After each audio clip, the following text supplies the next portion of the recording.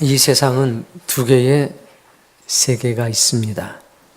하나는 눈에 보이는 현실의 세계, 또 다른 하나는 눈에 보이지 않지만 신의 의지의 세계. 현실의 세계는 이생이라고 하는 것에 근본을 두고 있습니다. 이생. 신의 의지의 세계는 영생에 그 근본을 두고 있습니다. 현실의 세계는 지식에 의해서 지배됩니다. 그러나 신의 의지의 세계에서는 은혜와 진리로 지배됩니다. 보이는 세계가 있다면 보이지 않는 세계도 있다는 것을 알아야 합니다. 태양의 빛으로 볼 수 있는 세상이 있고 생명의 빛으로 볼 수 있는 세계가 있습니다. 지식으로 볼 수 있는 세계가 있고 은혜와 진리로 비로소 볼 수 있는 세상도 있습니다. 내 눈에 보이지 않지만 존재하는 것이 있고 내 귀에 들리지 않지만 존재하는 게 있습니다. 제가 사진을 3장 준비했는데 한번 보십시오. 과연 그러한가? 뭔지 아시겠습니까? 공룡입니다. 요즘 애들은 보고 공룡이라고 그래요. 못 봤다는 얘기죠. 두꺼비입니다. 뭐 그리 잘생긴 얼굴은 아닙니다만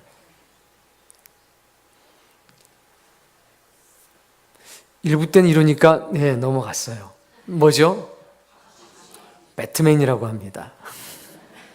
우린 박쥐라고 그러는 요즘에는 배트맨이다.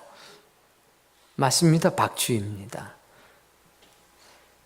이번 건 좀 큽니다. 코끼리죠. 저건 뭐 이견이 있을 수가 없습니다. 크기도 하고 작기도 하고. 저 동물들의 특징이 있습니다. 스촨성에서 대지진이 일어났었습니다. 수많은 사람들이 죽고 수많은 사상자가 발생했습니다. 스촨성 대지진이 일어나기 전에 2가지 일이 있었다고 합니다. 그 첫 번째는 두꺼비의 대이동이었습니다. 수십만 마리가 넘는 두꺼비들이 일제히 도로로 몰려 나오기 시작했습니다. 그리고 산을 향해 계속 끊임없이 올라가기 시작합니다. 공도로 들어가자 수많은 차들이 두꺼비를 바퀴 밑에 깔아뭉갭니다. 그러나 그 두꺼비들은 행진을 멈추지 않았습니다. 그리고 3일 뒤에 대지진이 났습니다. 50만 마리에서 70만 마리로 추산이 되는 두더지와 쥐들이 갑자기 출현했습니다. 3일 내내. 그리고 일주일 뒤에 수촨성의 대지진이 일어났습니다. 태국에 쓰나미가 몰려오기 몇 시간 전 태국 공연장에서 여행객들, 관광객들을 태우고 쇼를 진행하던 코끼리들이 일제히 날뛰기 시작합니다. 그리고 산을 향해 질주를 합니다. 온순하고 유순했던 코끼리들이었습니다. 사육사들이 놀라서 진정을 시키려고 했지만 진정되지 않았습니다. 나이든 코끼리들이 움직이기 시작하자 젊은 코끼리들도 따라서 이동하기 시작합니다. 사람들이 놀랐습니다. 코끼리를 따라서 덩달아 뛰기 시작했습니다. 미친 듯이 산 위로 올라갔습니다. 산 위로 올라가면서 사람들은 봤습니다. 거대한 쓰나미가 몰려오는 것을. 코끼리가 산 위에 올라가서 멈춰섰습니다. 우연의 일치일까요? 그들이 멈춰선 자리는 정확하게 쓰나미가 밀려올 수 없는 지점이었습니다. 코끼리들은, 두꺼비들은 우리가 들을 수 없는 소리를 들은 겁니다. 사람은 대략 20헤르츠에서 2만 헤르츠의 소리를 들을 수가 있다고 합니다. 그리고 가장 잘 듣는 영역은 3000에서 4000 정도의 헤르츠라고 합니다. 그 음역대에 해당하는 소리가 혹시 어떤 소리인지 아십니까? 울음소리입니다. 그래서 울음소리가 사람의 귀에 제일 잘 들리는 겁니다. 여러분, 지구가 도는 소리를 들어보신 적이 있습니까? 이 거대한 땅덩어리가 24시간마다 한 바퀴씩 돕니다. 엄청난 속력입니다.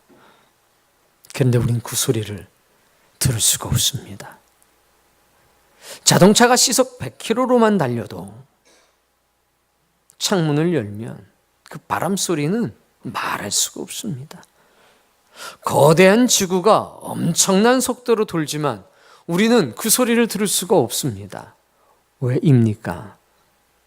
사람이 들을 수 있는 소리의 한계를 뛰어넘기 때문에 그렇습니다. 얼마 전에 포항 근처에서 큰 지진이 나서 온 국민이 깜짝 놀랐습니다. 지진을 측정할 수 있는 지진계가 있습니다. 보통 그 지진계가 측정하는 그 소리의 진폭은 0.028Hz에서 10Hz 미만입니다. 무슨 얘기입니까? 사람은 들을 수 없는 초저음의 소리라는 이야기입니다. 그런데 코끼리만 해도 10Hz 이하의 소리를 들을 수가 있습니다. 대다수의 파충류들은 인간의 귀로는 들을 수 없는 소리를 듣게 됩니다. 코끼리는 말했습니다. 이 소리가 들리지 않아? 두꺼비는 말했습니다. 죽음의 사자가, 죽음의 천사가 오는 소리가 들리지 않아? 그런데 태국 해변가에선 사람들은 인생 최고의 시간들을 보내고 있었습니다. 코끼리는 이 거대한 죽음의 소리가 들리지 않는단 말인가? 사람들은 기쁘고 즐거웠을 뿐입니다. 나에게 들리지 않는다고 해서 존재하지 않는 것은 아닙니다. 박쥐를 아십니까? 우리 아이들은 배트맨이라고 알고 있는 바로 그 박쥐. 박쥐는 시력이 거의 없습니다. 그럼에도 불구하고 어두운 밤 박쥐는 종횡무진 날아다닙니다. 여러분, 박쥐는 1000Hz에서 12만 Hz에 이르는 초음파를 감지할 수 있는 특별한 귀가 있어 특별한 눈이 있습니다. 그래서 그 초음파를 통해서 물체를 식별합니다. 눈이 없는데도 불구하고 나뭇가지에 부딪혀 떨어지는 박쥐가 없습니다. 빛이 한 줌도 존재하지 않는 동굴 속을 박쥐는 빠른 속도로 날아다니며 벌레와 곤충을 잡아먹습니다. 우리의 눈에는 보이지 않는 그 음파를 박쥐는 인식을 하는 겁니다. 우리의 눈에 보이지 않는다고 존재하지 않는 것은 아닙니다. 사람이 눈으로 볼 수 있는 색은 25%에 불과합니다. 대략 과학자들의 증언에 따르면 인간은 6,000가지의 색을 인식할 수 있다고 합니다. 그런데 과학적으로는 그런데 실제로 우리가 구별할 수 있는 색은 256가지 정도라고 합니다. 그리고 그 뒤로는 대략 다 비슷한 겁니다. 그러니까 결국 75%의 색은 인간은 볼 수도 없고 인식할 수도 없는 겁니다. 우리가 인식할 수 없는 75%의 색깔이 우리 앞에 있으면 우리는 그것이 어떤 것을 의미하는지를 모르고 지나갈 수밖에 없다는 겁니다. 사람이 볼 수 있는 것들과 들을 수 있는 것은 매우 제한되어 있습니다. 사람은 자신이 보고 싶은 것만 보거나 듣는 습관도 있습니다. 사람은 자신에게 익숙한 것을 더 잘 보거나 혹은 더 잘 듣기도 합니다. 내가 볼 수 없는 것을 보고 내가 듣지 못하는 것을 듣는 사람도 있습니다. 어느 날 바울은 말합니다. 내가 14년 전에 한 사람을 아는데 그가 셋째 하늘에 올라갔다. 아니, 셋째 하늘이 뭐란 말입니까? 우리가 눈에 보고 있는 이 하늘 말고 또 다른 하늘이 있다는 겁니다. 이것은 비행기를 타고 혹은 우주선을 타고 갈 수 있는 그 하늘이 아닙니다. 이것은 특별한 은혜 가운데 올라갈 수 있는 신의 의지의 세계라는 것입니다. 그는 거기 가서 가히 이룰 수 없는 말을 들었다고 합니다. 사람이 볼 수 없는 것들을 봤다고 했습니다. 뿐만이 아닙니다. 사도 요한도 성령님의 감동 가운데 하나님의 보좌를 봅니다. 그는 거기서 빛나는 옷을 입은 존재들을 봤습니다. 그런데 그것을 이 땅에서 본 적이 없는 색깔이요 빛이었기 때문에 그런 말합니다. 빛나는 세마포 옷을 입는 사람을 내가 보았다. 그래서 그것을 쉽게 흰 세마포라고 합니다. 그러나 그건 우리가 표현할 수 있는 언어이지 정말로 하얀 세마포는 아닙니다. 빛나는 옷을 입었다는 것입니다. 육신의 눈으로 볼 수 없는 특별한 것도 있습니다. 육신의 귀로 들을 수 없는 특별한 소리도 있다는 겁니다. 신의 음성을 듣거나 신의 의지의 세계를 본 사람이 있습니다. 여러분, 내가 본 적이 없다고 해서, 내 귀에 들리지 않는다고 해서 내가 보고 내가 듣는 세상이 전부다라고 말하지 맙시다. 우리의 눈은 나의 생명의 태양이 어디쯤 떠 있는지 알지를 못합니다. 내 생명의 태양이 저물게 되면 내 인생에는 밤이 시작되는 것입니다. 여러분, 인정하셔야 합니다. 내가 볼 수 없는, 내가 들을 수 없는 그런 소리도 있고 그런 존재도 있구나. 나는 나의 생명의 태양이 언제 질지 알 수 없는 존재구나. 남아있는 삶, 남아있는 인생의 시간 더 간절하게, 더 의미 있게 살 이유가 분명하지 않겠습니까? 오늘 성경을 통해서 주님은 우리에게 보여주십니다. 네 인생에 낯이 있으면 네 인생에 어둠도 있다. 네가 볼 수 있고 네가 인지할 수 있는 세상이 아니라 네가 볼 수 없는 세계도 있다. 너를 보내신 분, 그분을 보고 그분의 음성을 들을 수 있는 눈과 귀가 있기를 바란다. 네 인생에 가장 가치 있고 소중한 것이 무엇인지, 생명의 태양이 너를 비치고 있을 때에 네가 해야 할 일이 무엇인지 주님은 오늘 그것을 저와 여러분에게 일러주고 계십니다. 이 소리가 여러분에게 명확한 음성이 되기를 바랍니다. 1절 말씀 있습니다.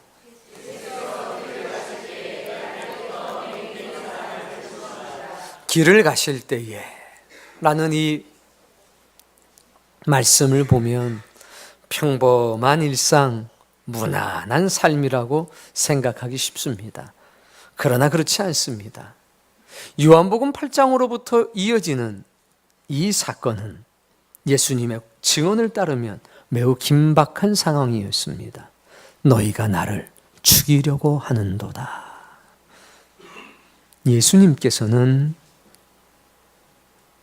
죽음의 길 앞에 서 계셨던 겁니다. 유대인들의 비열한 비난을 겪은 직후였습니다. 생명의 위험을 피해서 떠나고 계시는 중이셨습니다. 그런데 그의 눈에 불쌍한 맹인의 가련한 입장이 보였습니다. 그분은 최악의 상황 속에서도 선을 행할 수 있는 기회를 놓치지 않으셨습니다. 선한 결단을 미루지도 않으셨습니다. 사람들에게 무시를 당하고 인생에 쓴 물을 마시는 시간이라고 할지라도 어려운 사람을 돌볼 수 있는, 고통당하는 사람을 섬길 수 있는 그리스도의 마음으로 살아가는 것, 그것이 신앙인이요 신의 은총을 받고 사는 사람들입니다. 보통의 사람은 선을 행할 수 있는 기회가 주어지면 평상시보다 더 빠른 속도로 지나가 버립니다. 그게 사람의 속성입니다. 왜? 선한 일을 할 때는 자기 희생이라고 하는 것이 항상 뒤따르는 법입니다. 그것을 감당하기가 어렵다는 거지요. 그러나 주님은 긴급한 순간 속에서 멈춰 섰습니다. 여러분, 우리도 이런 선한 것을 볼 수 있고 선한 일을 행할 수 있는 기회에 선한 결단을 할 수 있는 사람이 되기를 바랍니다. 바리새인들이 그리스도를 쫓아버렸습니다. 그때 그는 가난한 맹인 거린에게 가셨습니다. 구세주를 보고도 보지 못한 것입니다. 왜? 하늘의 것을 볼 수 있는 눈이 없었습니다. 신성한 소리를 들을 수 있는 귀가 없었습니다. 이 생에 제한을 받으면서 이 땅의 지식과 자기 경험과 자기 이익에 제한받고 살았습니다. 그래서 그리스도를 쫓아낸 겁니다. 쫓아낼 때 손에 돌을 들고 그를 치려고 했습니다. 주님은 떠나실 수밖에 없었습니다. 그런데 오늘 태어나는 그 순간부터 맹인이었던 거린에게 주님이 다가가신 겁니다. 바쁘게, 고독하게, 혹은 억울한 세월을 지나가고 있다 할지라도 선을 행할 수 있는 기회가 우리 모두에게 항상 열려져 있다는 사실을 기억하십시오. 난 내 형편이 이러니까 이것이 해결되면 아닙니다. 선이라고 하는 것은 내 형편, 내 처지와 상관이 없이 내 생명의 태양이 떠 있다면 언제든지 행해야 합니다. 그것이 신의 은총을 받고 살아가는 사람들이 태해야 될, 취해야 될 인생의 바른 태도인 것입니다. 주님은 다른 사람들이 보지 못하는 것을 보았습니다. 제자들도 바리새인들도 그 시대의 사람들도 동일하게 맹인을 보았습니다. 그는 항상 그 자리에서 구걸을 하고 있었기 때문입니다. 맹인을 봤습니다. 주님도 맹인을 봤습니다. 주님도 인생의 가장 위험한 순간을 지나가고 계셨고 각자 모든 사람들도 자신만의 인생에 쓰나쓴 쓴물을 마시고 있었을 것입니다. 맹인을 봤다는 사실은 동일했는데 그 뒤에 달라지기 시작합니다. 제자들은 죄를 받습니다. 맹인을 볼 때 맹인과 함께하고 있는 죄를 받다는 겁니다. 2절 말씀.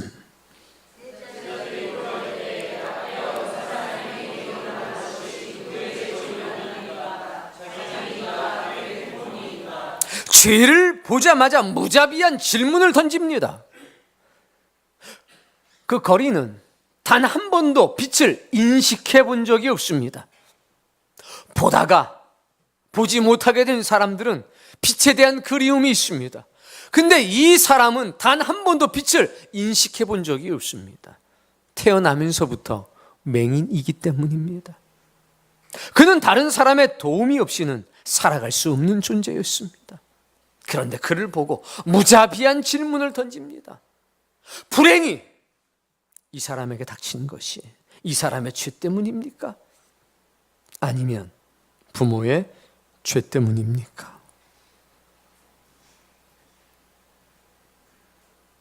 예를 들어서 어떤 이들이 포항에 지진을 당해서 그 고통당하는 사람을 보면서 가사 한마디 던지는 것이, 아니 이 사람 죄 때문에 지진이 일어난 겁니까? 아니면 부모의 죄 때문에 이 지진이라고 하는 불행이 일어난 겁니까? 이렇게 말하는 사람이 있다면 얼마나 가슴 아픈 질문입니까? 그런데 말입니다, 많은 사람들이 이런 무자비한 질문을 자기 마음속에 담고 산다는 겁니다. 그러나 예수님은 다르셨습니다. 죄를 본 것이 아니라 하나님이 하시는 일을 봤습니다. 그리고 그들에게 거룩한 행동을 촉구하셨습니다. 이 생의 근본을 두며 율법과 지식의 근본을 두며 사람의 이익 따라 사는 지식의 체계 아래서는 죄 말고는 보이는 것이 없었습니다. 그리고 그 불행이 나에게 넘어오는 것을 차단하기 위해선 그들과 분리에 담을 쌓을 수밖에 없었다는 겁니다. 근데 우리 주님은 그러질 않으셨습니다. 3절 말씀 있습니다.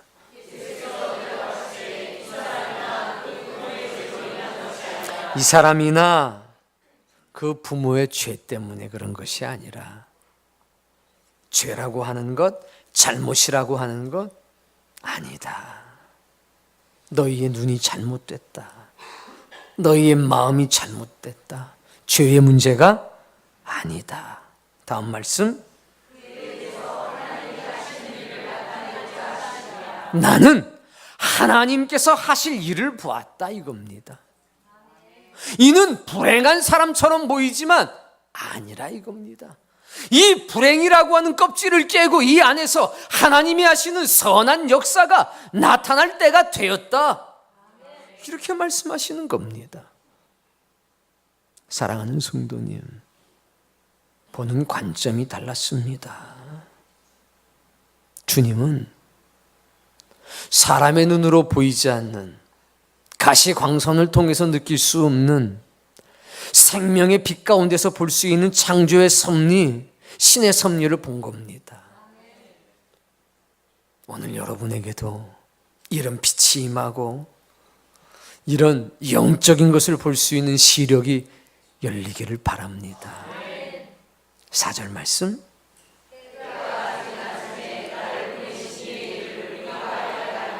자, 지금은 나시라. 나를 보내신 이의 일을 해야 할 때다. 그러면서 거룩한 일을 촉구하고 있습니다. 나를 보내신 이의 일을 할 때다. 거룩한 행동을 촉구하는 겁니다. 그리고 침을 뱉어 진흙을 눈에 바르셨습니다. 이 가난한 자의 정황은 매우 슬픈 것이었습니다. 날 때부터 맹인이었습니다. 평생 동안 어둠 속에서 먹고 자는 그에게 빛은 얼마나 필요한 것입니까? 그러나 안타깝게도 이 맹인은 빛에 대한 개념이 전혀 없었습니다. 단 한 번도 본 적이 없었기 때문에. 빛은 사물을 볼 수 있는 힘이 올시다. 그 예수님이 말씀하셨습니다. 5절에 나는 세상의 빛이다. 주님은 빛이 되신 것과 동시에 빛을 볼 수 있는 눈도 그에게 열어주셨습니다. 선생님, 이 사람이 맹인으로 태어난 것은 누구의 죄 때문입니까? 이 사람의 죄입니까? 부모의 죄입니까? 여러분은 이런 무자비한 질문을 함부로 하고 있지는 않습니까? 남편에게, 아내에게, 사랑하는 사람들에게, 주변 사람들에게. 그리고 의기양양해서, 그러니까 네 공부 못하는 게 네 죄 때문에 그런 거 아니요, 네가 공부 안 하니까 네가 그 모양인 거 아니요, 야 네가 게을르니까 그 모양 아니요, 당신이 그 꼴 그 모양이니까 애가 그런 거 아니요, 피가 그런 거 아니요, 김씨 가문의 피가. 우리는 소리 높여서 혹은 아무도 못하고 내 영혼 속에다가 내 마음 안에서 이런 고백들을, 이런 외침들을, 이런 질문들을 던지고 있진 않냐 이겁니다. 현실의 세계에서는 빛으로 볼 수 있는 것만을 봅니다. 현상만을 볼 뿐이지 본질을 볼 수가 없습니다. 비진리의 눈으로 보니 죄밖에 보이지 않는 겁니다. 죄의 본성이 무엇인지 아십니까? 그 중에 하나는 탓하는 겁니다. 누구 때문인가?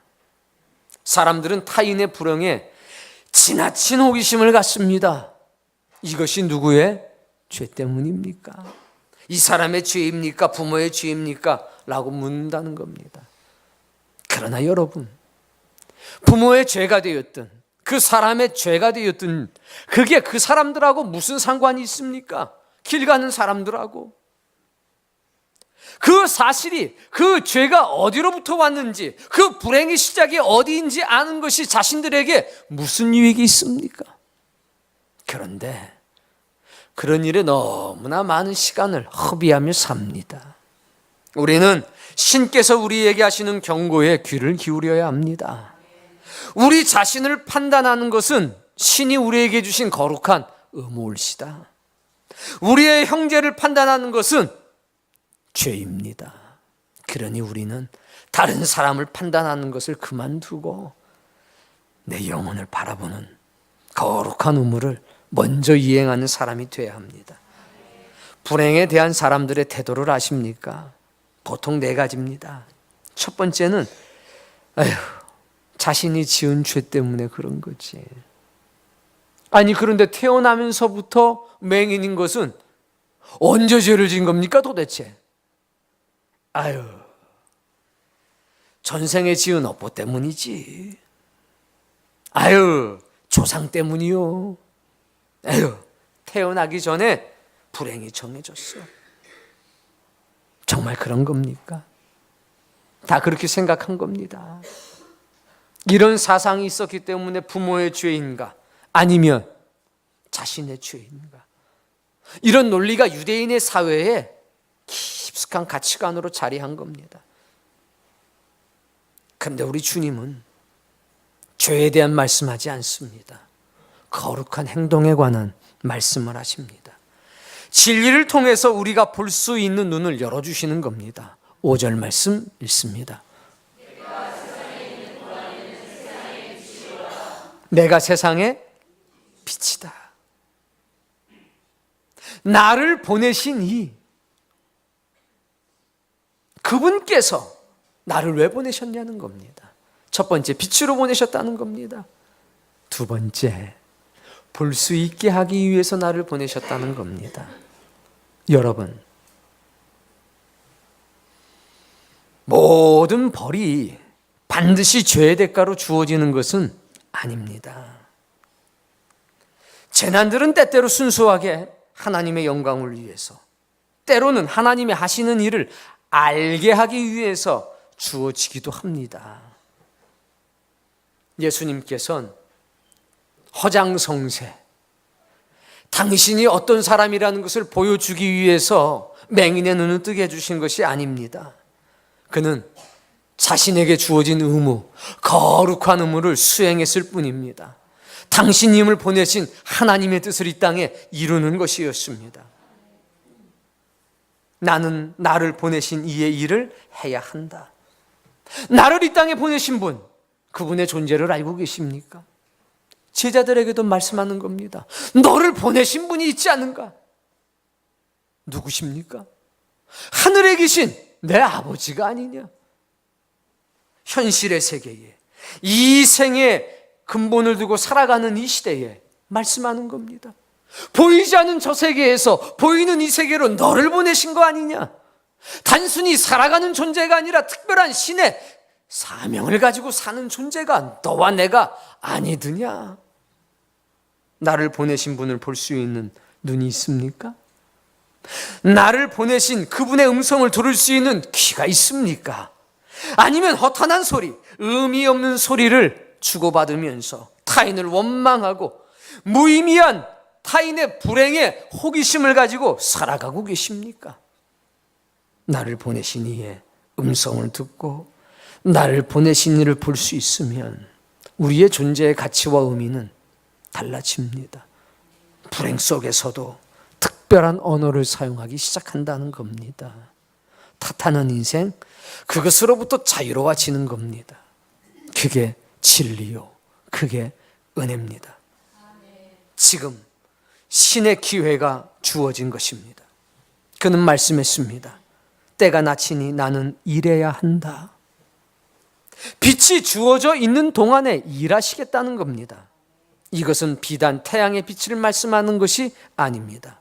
그리스도도 시간의 한계에 머물러 있다는 말씀을 하시면서 우리에게 촉구하십니다.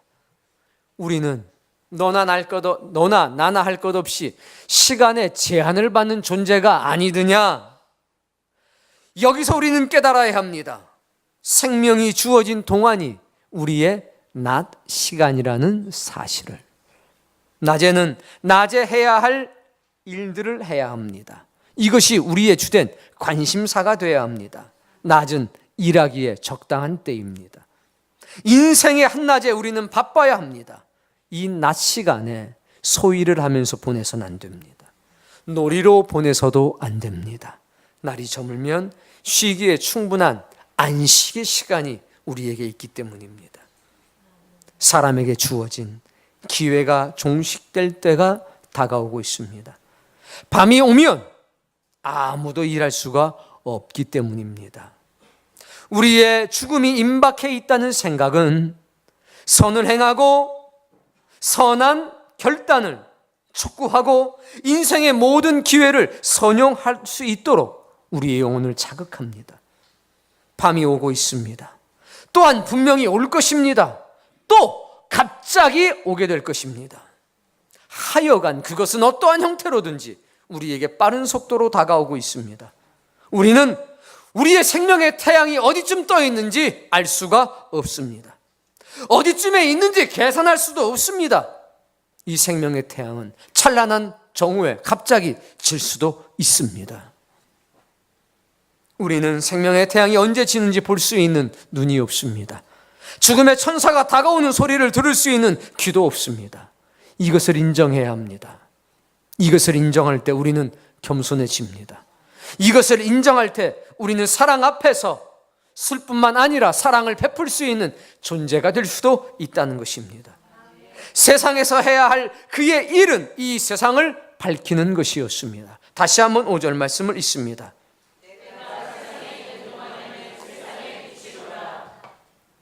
나는 이 세상에 있는 시간이 길지는 않을 것이라. 그러나 나는 세상의 빛이라. 나는 나에게 주어진 시간이 3년이 되었든지 1년이 되었든지 30년이 되었든지 예수님께서는 3년 동안 이 생명의 빛을 비추시고 가셨습니다. 그는 의의 태양이셨습니다. 눈이 성한 자들이 볼 수 있도록 생명의 빛을 비춰주셨습니다. 눈이 멀어서 볼 수 없는 자들에게는 영원한 세상을 볼 수 있는 특별한 시력을 회복시켜 주셨습니다. 주님 안에는 낯을 지배하는 위대한 생명의 빛이 넘쳐 흐릅니다. 낯은 우리에게 생명이 시간이 떠 있는 시간입니다.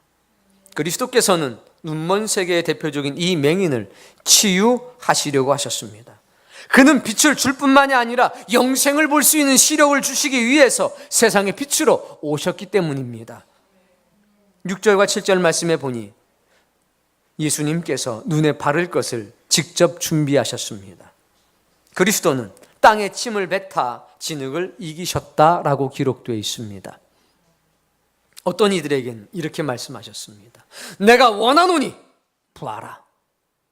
말씀만 하셨습니다. 그런데 눈이 띄어졌습니다. 뭐가 보이느냐? 나무 같은 것이 걸어 다닙니다. 그는 태어나면서부터 맹인이 아니라 나무를 본 적이 있는 사람이었습니다. 어떤 경우에는 귀에다 손을 넣다가 끄집어내시면서 에바다! 귀가 열렸습니다. 어떤 이에겐 다가가서 말했습니다. 달리다 꿈! 죽었던 사람이 일어났습니다. 어떤 이에겐 말씀하셨습니다. 나사로야 나오너라. 말씀만 하셔도 됐습니다. 주님께서는 방법의 제한을 받고 환경의 제약을 받는 분이 아니라는 것을 우리에게 보여주시는 겁니다. 여러분, 신의 역사와 섭리를 제한하지 마십시오. 자기 경험에. 주님은 늦은 밤 파도가 치는 바다 위도 걸어오십니다. 주님은 내 인생에 가장 처참하고 비참한 순간에도 아무 일이 없는 것처럼 찾아오시기도 합니다. 나가 가장 기쁘고 즐거워하는 그 순간에 그거 의미 없는 거야, 눈을 돌려 찾아오시기도 합니다. 하나님의 역사에 제한을 두지 마십시오. 우리에게 주님은 말씀하십니다. 뭔가 화려한 퍼포먼스 그거 중요한 것 아니야. 흙밖에 없어? 그럼 뭐 흙을 사용하면 되는 거지. 흙도 없어? 염려하지 말어. 말씀만 해도 돼. 예수님의 침으로 개어진 진흙은 이 세상의 어떤 향수보다 귀한 겁니다. 달콤한 과일보다 더 향기로운 겁니다. 빛나는 보석보다 주님의 침으로 개어진 진흙이 있다면 여러분 그것을 붙들기를 바랍니다. 그러나 이 생의 눈을 가지고 바라볼 때 이거 얼마나 어처구니가 없습니까? 여자분들은 잘 알 겁니다. 저도 한 번씩, 자주 있는 일은 아니지만 팩이란 걸 할 때가 있습니다. 여보, 웃으면 안 돼. 꼼짝도 하지 말고 있어야 돼. 뭘 막 발라줍니다. 몇 초 지나지 않아서 눈도 뜰 수 없고 웃을래야 웃을 수도 없는 상황이 됩니다. 진흙 발라준 겁니다. 이거는 보던 사람도 이거 바르면 보지 못하게 됩니다. 기억하셔야 합니다. 하나님의 권능의 역사는 우리의 상식에 반하는 방법을 통하여 이루어질 수도 있다는 것. 보던 사람도 볼 수 없는 상태를 만드는 게 진흙을 발라서 눈에 바르는 겁니다. 나면서부터 맹인이 이 사람은 상관이 없습니다. 진흙을 바르든지 콩쿠리를 치든지 어차피 본 적도 없고 볼 수도 없기 때문에 이것은 눈뜬 사람에게 보여주는 퍼포먼스입니다. 저거 안 되는데, 저거 안 되는데. 하나님께서는 사람들에게 영원한 생명을 볼 수 있는 시력을 주기 전에 그들로 하여금 자기 자신이 맹인됨을 인식하게 만드는 겁니다. 볼 수 없게 만드시는데 볼 수 없게 만든 것을 통해서 눈이 열리는구나. 여러분에게 주님께서 역설적 진리로 찾아오실 수 있다는 겁니다. 그때 그 손을 거절하지 마십시오. 뿐만 아닙니다. 우리가 이미 알고 있는 것처럼 하나님께서 태초에 흙으로 사람을 만드셨습니다. 주님은 보여주시는 겁니다. 이 손이 그분의 손과 동일한 거야. 이 손이 바로 태초에 흙으로 사람을 만드시고 지으셨던 하나님의 그 손이요. 동일한 재료였습니다. 동일한 재료로 갖다 대니 치유의 역사가 나타난 겁니다.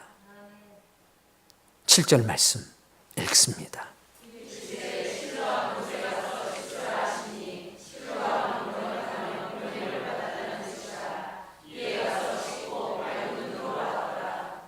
아멘.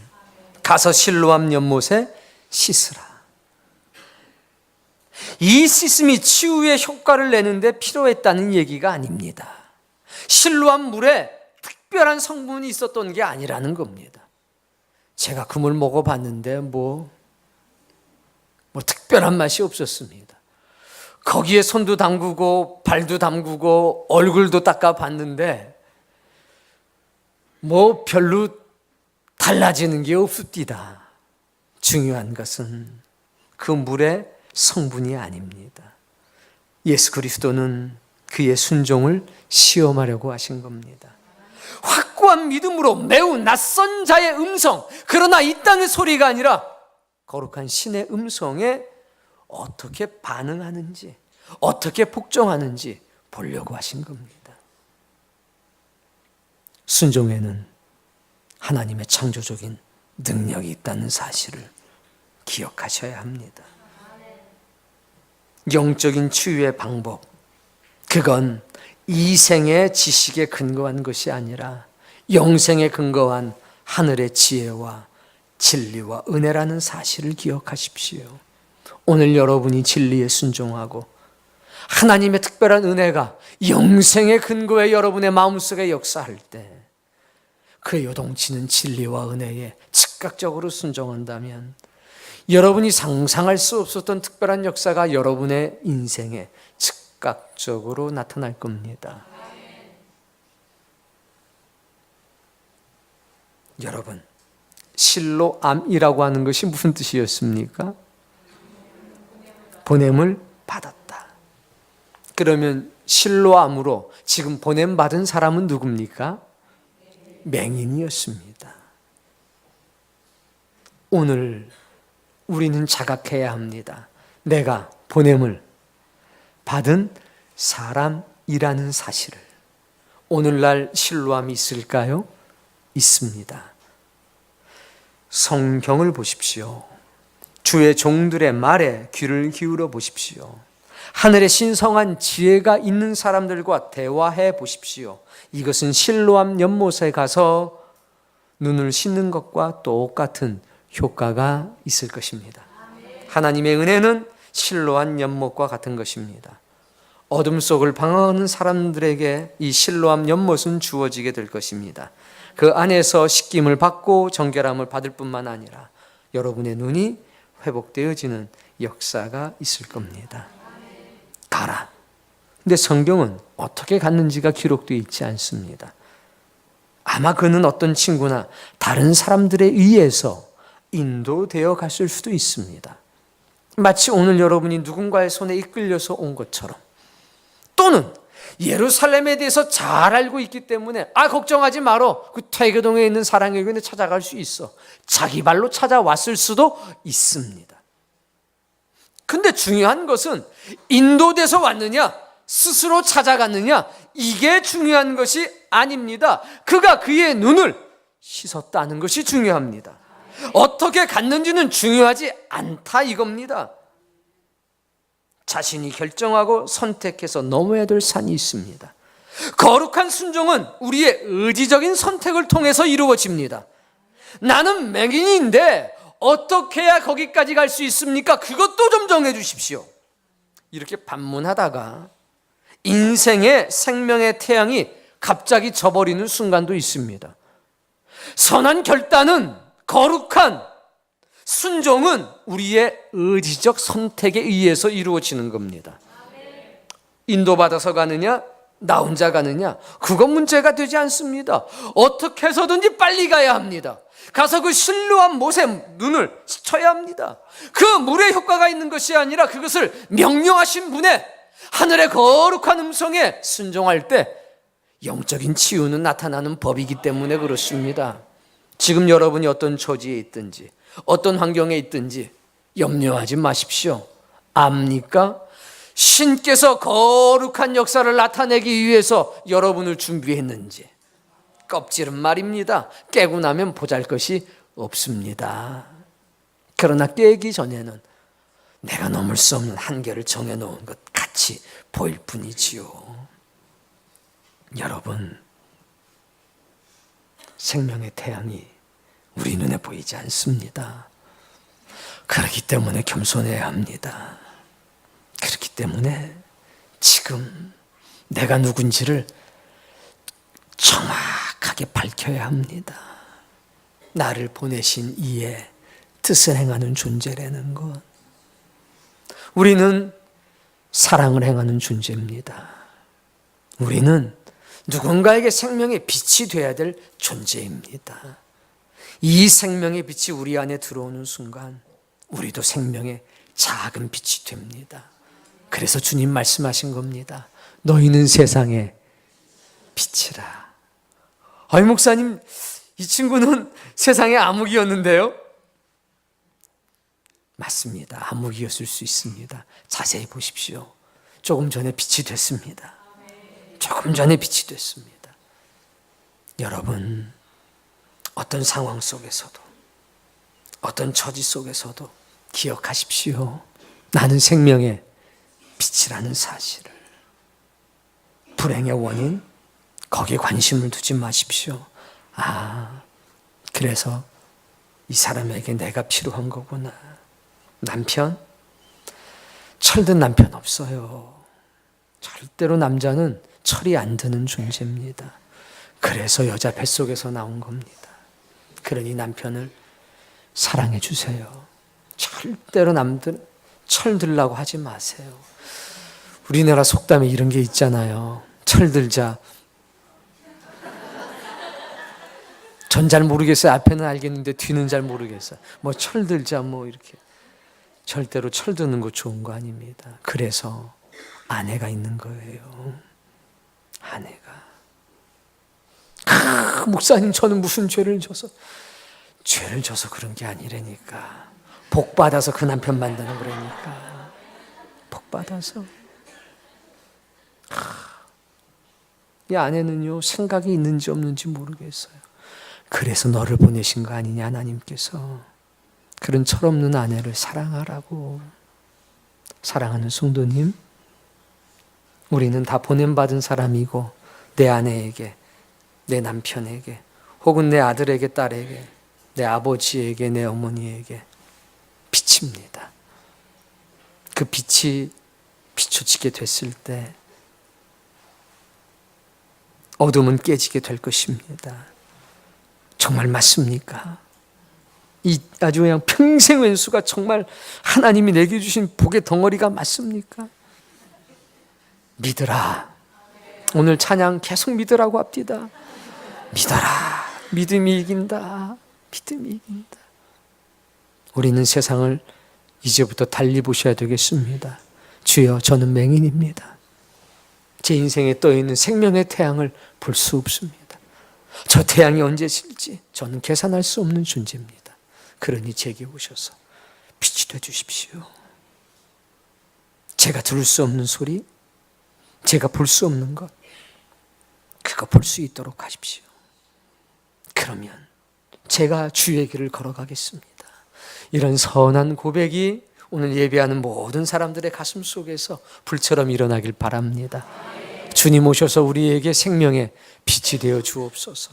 우리의 눈에도 당신의 침이 묻은 진흙을 발라주시고 성경이라고 하는 실로암 못에 가서 우리도 이 눈을 생명의 물로 씻게 해 주옵소서. 하나님, 나를 보내신 이의 뜻을 오늘도 행할 테니 내 생명이 존재하는 이 낮에 제가 거룩한 일을 하며 이 생이 아니라 영생에 매여 사는 하나님의 사람이 되겠습니다. 주여, 이런 사람들을 축복해 주시고 당신의 행복을 마음껏 부어 주옵소서. 아멘.